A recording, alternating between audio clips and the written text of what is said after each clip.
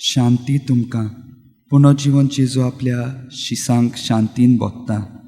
जेजूक पळोवन शीस गाबोतात.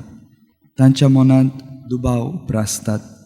जेजूक पळोवन शीस गाबोतात आनी ती दुबाव पयस करूंक जेजू तांचे थंय येता.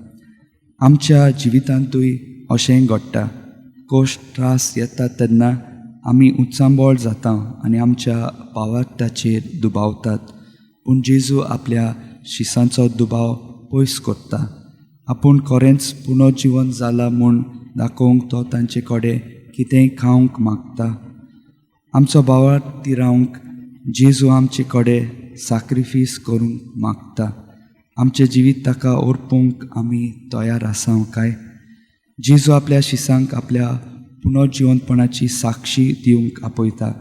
ताची शांती संवसारांत विस्तारूंक तो उलो कोत्ता. हेंच आमी पयल्या वाचपांत पळयता. पेद्रू काळजीदारपणान जेजूक भरगोडटा.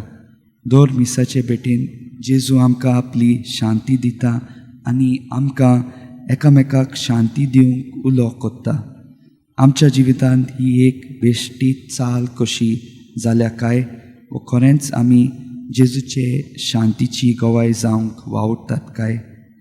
पुनर्जीवन जाल्ल्या जेजूचे आसने आमी अणभवुया आनी ताचेर भावार्थ दवरून वाडुया. समुदायीक जिवितांत ल्हान क्रिस्ती समुदायीक जमातींनी वांटो घेवन देवाच्या उतराचेर नियाळ करून जेजूचे वळखीन आनी भावार्थान वाडूंक वावरुया. एकामेकाचें बरें चिंतुया. एकामेकाचें बरें उलोवया. एकामेकाचें बरें आवंडेवया आनी एकामेकाक जेजूची खबर सांगून पुनर्जीवन जाल्ल्या जेजूचे आसने दुसऱ्यांक अणभवंक दिवया. पवित्र मिसाचे भेटेंत वांटो घेवन उंड्याच्या रुपान जेजूक शेवून ताच्या आसन्यान जियोवया. मागण्यांतल्यान जेजूक भेटोवया आनी ताच्या खासगी अणभवांतल्यान वाडुया.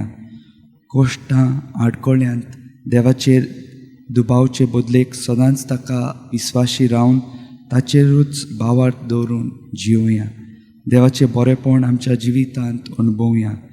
कसल्याय परिस्थितींत म्हज्या सोम्या आनी म्हज्या देवा अशें म्हणून भियेनासतना आमचें जिवीत देवाच्या हातांत घालून जियोवया. आमी पळयनासतना देवाच्या पुताक आनी काकुतीच्या रुपकाराक सतमानूंक शिकुया.